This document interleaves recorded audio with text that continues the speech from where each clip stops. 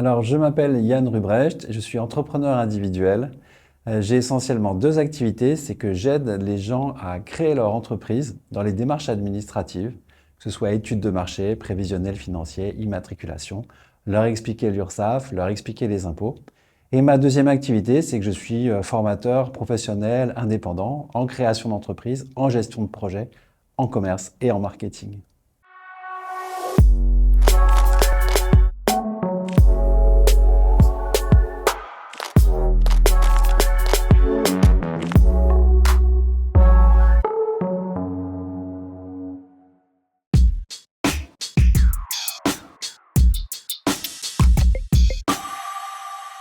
J'ai créé mon entreprise il y a moins de 4 ans, à l'âge de 47 ans.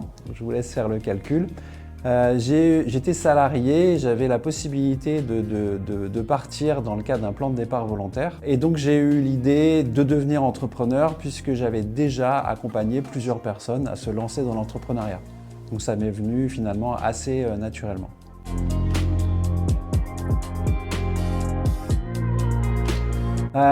J'ai une vision à long terme qui finalement est assez floue. Moi, je préfère en fait avancer, m'améliorer tous les jours un petit peu. Donc j'ai bien sûr quelques projets, quelques objectifs, mais qui je pense vont évoluer au fil des mois. Donc j'ai tendance à dire aussi aux autres entrepreneurs que ce n'est pas grave si le projet n'est pas parfaitement défini, puisque naturellement il va évoluer dans le temps.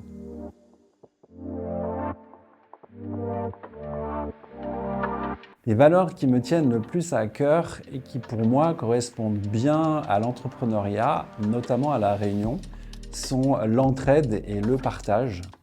Moi j'ai tendance à dire par exemple que je n'ai pas de concurrents.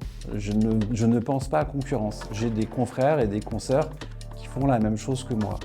Et donc entraide et partage entre confrères et consoeurs, et entraide et partage bien sûr aussi par rapport aux clients qui veulent des renseignements. Donc c'est important pour moi d'offrir du temps, de donner du temps aux personnes pour garder ce côté très humain. Donc c'est finalement peut-être ça, si on devait résumer mes valeurs en un seul mot, ce serait humain.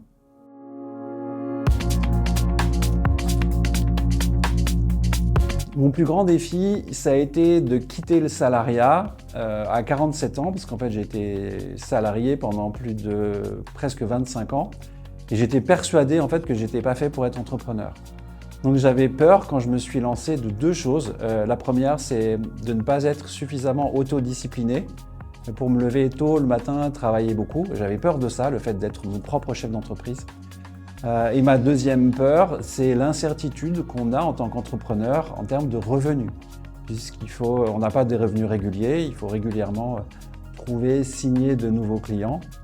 Donc ce sont les deux défis que j'avais fortement en tête quand je me suis lancé, et assez rapidement je me suis rendu compte que c'était des croyances et qu'en fait on peut très très bien évoluer en tant qu'entrepreneur sans avoir finalement ces défis qui pèsent de manière trop importante.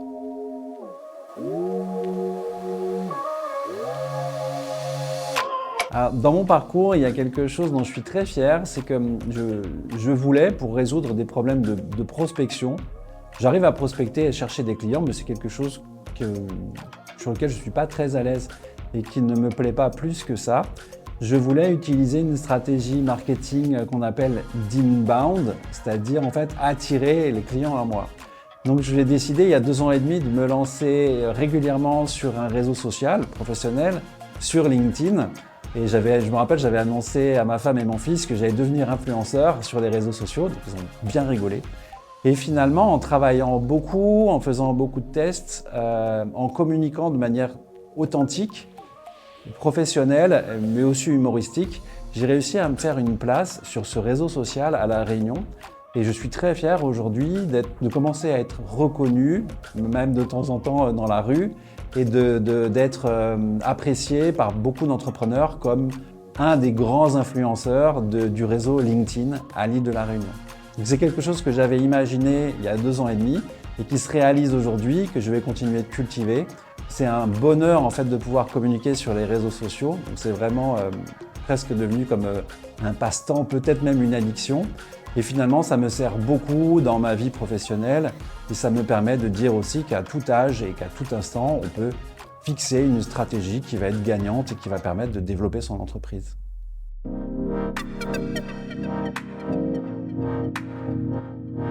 Alors, mes prestations, elles sont souvent sur mesure en fonction du besoin de mes clients. Mais évidemment, il y a des grands modules qui vont se dégager. Donc c'est de l'accompagnement, mais plus côté formation que coaching. Tant les gens ont besoin d'être coachés. Un formateur, en fait, c'est quelqu'un qui va partager, diffuser son savoir. Un coach, c'est quelqu'un qui va faire réfléchir la personne et qui va lui permettre de se mettre en action. Donc je vais utiliser un petit peu les deux, mais dans les modules que je vais proposer, donc il va y avoir un module pour la création d'une entreprise où on va être dans la notion d'étude de marché. Donc savoir faire un business plan, étudier son marché sur lequel on veut se lancer et très important aussi, faire un prévisionnel financier à 3 ans pour savoir de quoi demain sera fait et comment on va à la fois financer son lancement et puis quels seront ses revenus et quelles seront ses charges. Deuxième type de module, là on est sur du pur administratif, c'est comment on immatricule son entreprise, comment on va créer son compte à l'URSSAF, comment on va créer son compte au niveau des impôts, comment on va rédiger, faire ses conditions générales de vente. Donc toutes ces démarches administratives qui peuvent être très agaçantes et puis la majorité des personnes n'aiment pas les papiers. Donc ils sont des points sur lesquels je vais accompagner l'entrepreneur de façon sur mesure, c'est-à-dire dans des documents qui concernent directement son entreprise. Et puis ensuite, je suis très sollicité aussi pour la partie commerciale et communication, donc accompagner les entrepreneurs dans des conseils et des démarches pour pouvoir trouver leurs clients et pour pouvoir démarrer leur communication sur les réseaux sociaux ou sur d'autres supports.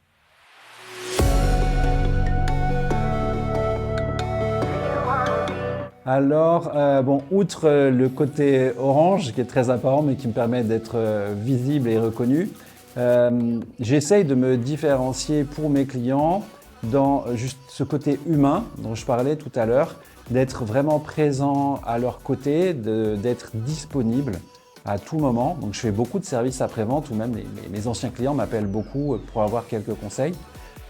Et j'aime ça, j'aime les aider, même hors prestation. Je vais essayer de me différencier aussi dans le côté authentique, puisque moi j'accompagne en majorité des entrepreneurs individuels. Et en fait, les gens vont se rendre compte très vite qu'il faut absolument tout faire tout seul. C'est-à-dire qu'en fait, il faut faire de l'administratif, de la facturation, il faut faire du commercial, il faut faire du marketing, il faut faire de l'organisation du temps. Donc ça peut faire un petit peu peur quand les gens vont se lancer seuls. Moi, ce que je leur annonce, et puis c'est comme ça que je travaille, c'est qu'il y a des domaines où on est bon, on a nos zones de génie, il y a des domaines où on est très moyen, mais en fait, on peut y arriver quand même. Donc j'essaie d'être valeur d'exemple, j'essaie de leur montrer comment moi j'ai fait ou comment j'ai fait avec d'autres entrepreneurs pour qu'ils puissent être rassurés et se projeter en se disant « ça va pas être simple, je ne serai pas bon partout, mais je n'aurai pas peur de pouvoir effectuer tout ce qu'il faut effectuer pour être entrepreneur. » Et quelquefois aussi, je vais être plus directif et je vais leur dire si certains, par exemple, sont très réfractaires à travailler dans certains domaines de l'entrepreneuriat, c'est qu'ils se fassent aider, c'est qu'ils prennent des prestataires ou pour certains qui ont des projets de plus grande envergure, qu'ils embauchent des spécialistes. Parce qu'effectivement, si on ne veut pas tout faire, il faudra le faire quand même, donc il faudra être aidé. Et s'il y a certains domaines où on est trop en décalage avec le minimum qui serait intéressant de faire, il faut se faire accompagner. Il ne faut pas hésiter à ne pas rester seul.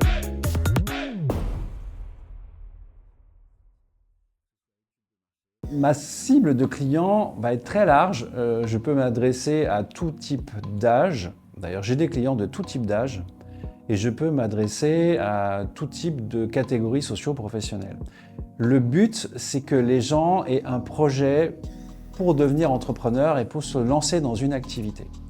Alors, ce n'est pas de l'entrepreneuriat, vous voyez, les vendeurs de rêves sur certains réseaux qui vont vous dire « deviens entrepreneur et deviens très riche ». Non, je veux que les gens viennent avec une activité précise, qu'ils connaissent soit très bien ou alors qu'ils veulent développer, mais qui se posent la question « comment je fais au niveau de toutes ces démarches administratives et au niveau de mon organisation ?» Et donc, des personnes de tout type d'âge, j'ai déjà accompagné des gens de 21 ans, j'ai déjà accompagné des gens qui sont à la retraite et qui se lancent dans des activités parallèles pour avoir des compléments de revenus. Ma cible principale, ça va être des personnes qui sont entre 30 et 45 ans et qui sont en reconversion professionnelle. Et souvent des salariés qui se projettent sur l'après ou des gens qui sont en recherche d'emploi et qui ne veulent plus se diriger vers le salariat mais qui veulent tenter l'aventure entrepreneuriale.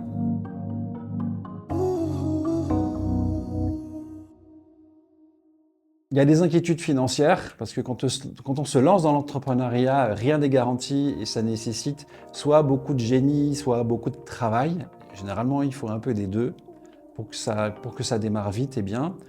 Les inquiétudes financières, c'est que beaucoup d'entrepreneurs vont se lancer et n'arriveront pas à dégager le salaire de leur rêve, voire même un salaire décent. Donc, première inquiétude, cette inquiétude financière. Deuxième inquiétude, c'est qu'en fait, les gens se sont constitués, pour des raisons diverses, un espèce de plafond de verre où ils se disent que certaines choses ne sont pas pour eux. Ça peut être au niveau de leur image. Dire la communication, c'est pas pour eux. Il ne faut pas qu'on les voie parce que qu'est-ce que va penser la famille, qu'est-ce que vont penser les amis, etc. Ça, c'est une inquiétude qui est réelle. Elle est difficile à travailler. Et ça fait partie du jeu. Quand on est entrepreneur, on va vendre des prestations de services ou des produits, il faut qu'on puisse se montrer, c'est obligatoire. Les gens vont se cacher derrière un logo ou derrière une marque. Et souvent, ce que veulent les clients aujourd'hui, ils ne veulent pas acheter un logo, ils ne veulent pas acheter une marque. Ils veulent acheter des produits, des services intéressants, mais en fait, ils veulent acheter des personnes qui leur paraissent crédibles, authentiques, des personnes en qui elles peuvent faire confiance. Donc cette deuxième inquiétude, c'est problème d'image et problème de se dire « oui, je peux me montrer, je peux communiquer ». La troisième type d'inquiétude, c'est l'organisation du travail. L'entrepreneuriat est quelque chose de passionnant, mais en fait, on peut très vite s'épuiser à courir partout, dans tous les sens, et à faire énormément de choses, puisqu'en fait, on les fait pour soi, on les fait pour le développement de sa marque et le développement de son entreprise. Donc il y a beaucoup de gens qui sont inquiets par la santé mentale, par le burn-out, et c'est une réalité. Il ne faut pas hésiter à travailler beaucoup, bien sûr, c'est important, mais à lever le pied très régulièrement et à se réserver du temps pour pouvoir finalement préserver sa santé mentale et son bien-être, ses plaisirs personnels et sa vie familiale.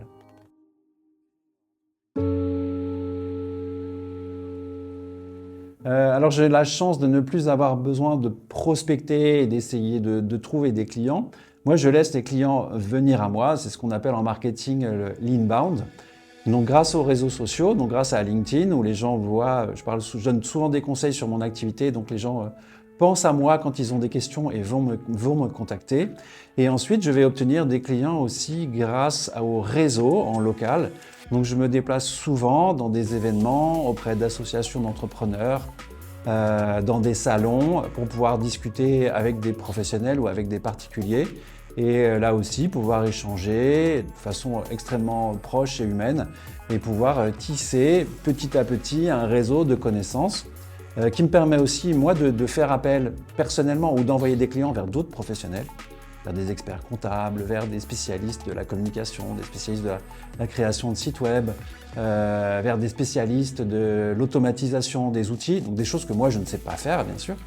Donc ça me permet de constituer ce réseau, à la fois pour moi être visible et me permettre à d'autres entrepreneurs de m'envoyer leurs recommandations, leurs clients, et aussi de pouvoir rebondir pour moi-même, pour mes propres clients et faire appel à d'autres entrepreneurs. Donc finalement, on a peur d'être seul quand on est entrepreneur, mais quand on communique ce qu'il faut et quand on va réseauter régulièrement, on va pouvoir rencontrer beaucoup de monde et c'est extrêmement profitable.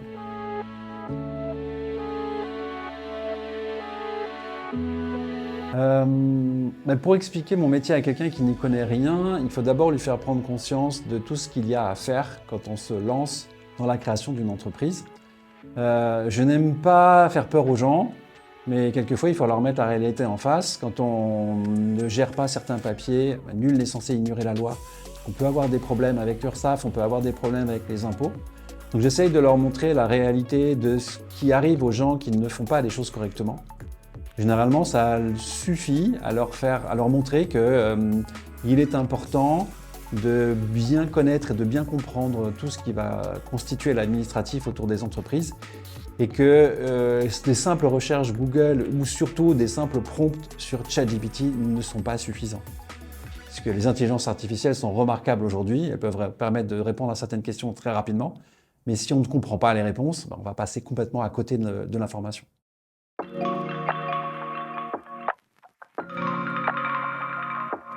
Je l'espère. Mon avis est partagé. J'ai envie de dire oui, bien sûr, en étant très optimiste. On peut rayonner depuis la Réunion et obtenir des clients à l'international. Ce n'est pas mon cas aujourd'hui, je connais beaucoup d'entrepreneurs réunionnais qui le font très bien. Et ils ont prouvé que c'est faisable. Maintenant, est-ce que c'est faisable pour énormément de gens? J'ai envie de dire oui, mais bien sûr que notre côté insulaire va générer certaines contraintes. Des entrepreneurs sont capables de lever chacune de ces contraintes. Donc oui, j'espère que c'est possible.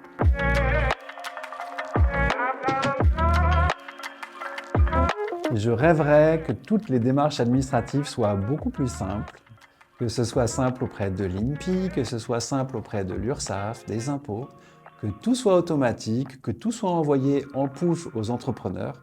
Et à ce moment-là, il y aurait la moitié de mon travail qui disparaîtrait et ce ne serait pas grave. Je perdrais beaucoup d'argent et je ferais autre chose avec un énorme plaisir parce que je trouve que les administrations françaises sont malheureusement trop compliquées aujourd'hui et ça empêche certaines personnes de se lancer dans le projet de leur rêve.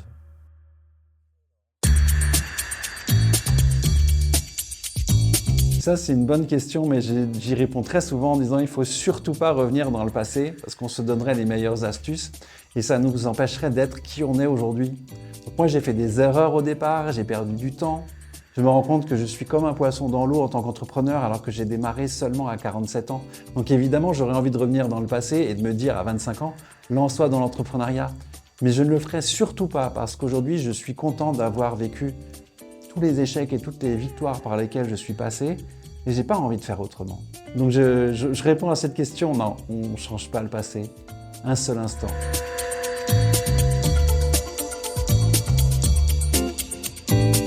En anecdote professionnelle, moi j'ai envie de parler de quelque chose qui est théorique. Quand on lance un projet, c'est qu'en fait on va définir ses clients cibles, ce qu'on appelle les personas, les clients idéaux qu'on a imaginés.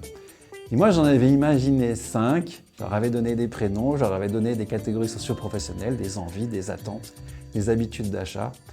Et ma meilleure anecdote professionnelle, c'est qu'en fait, je me suis rendu compte au bout de moins d'1 an que ces 5 personas-là, en chair et en os, ils sont venus me voir et j'ai rencontré mes personas.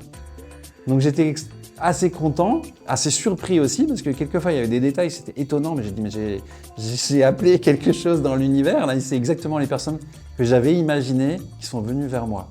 Et notamment, je ne vais pas dire les prénoms, mais il y avait 2 personas à qui j'ai donné des prénoms et les gens sont venus tels quels, exactement comme je les avais imaginés, avec les mêmes prénoms que j'avais imaginés.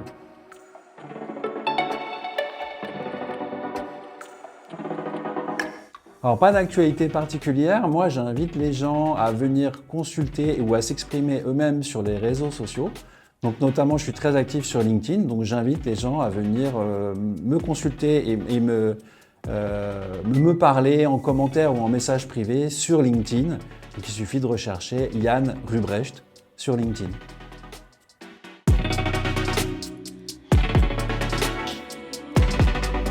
Alors oui, effectivement, j'ai des jolies lunettes oranges et j'ai une marque aussi que j'ai déposée qui s'appelle L'Homme aux lunettes oranges. Mon entreprise est à mon nom, c'est Rubrecht Yann. Vous pouvez me contacter par téléphone si vous le souhaitez au 06 92 97 99 97 ou alors aller sur les réseaux sociaux. Donc je suis beaucoup moins actif sur Facebook ou sur Instagram, mais je suis très actif sur LinkedIn. Donc vous pouvez chercher Yann Rubrecht sur LinkedIn. Si vous souhaitez me contacter, ce sera avec un grand plaisir.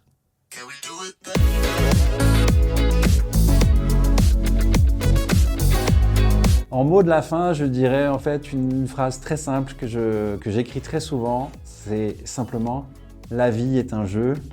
On est dans une société anxiogène avec énormément de difficultés, de problèmes. dans la mondialisation, en local. Moi, j'aime bien dire la vie est un jeu parce qu'à partir du moment où vous avez la santé, où votre famille a la santé, ben, je dirais le reste, c'est que du bonus et vous pouvez vous faire plaisir et vous pouvez jouer dans le fait de devenir entrepreneur. Vous pouvez voir la vie comme un jeu, même si vous restez salarié. Faut pas se prendre la tête. La vie est un jeu.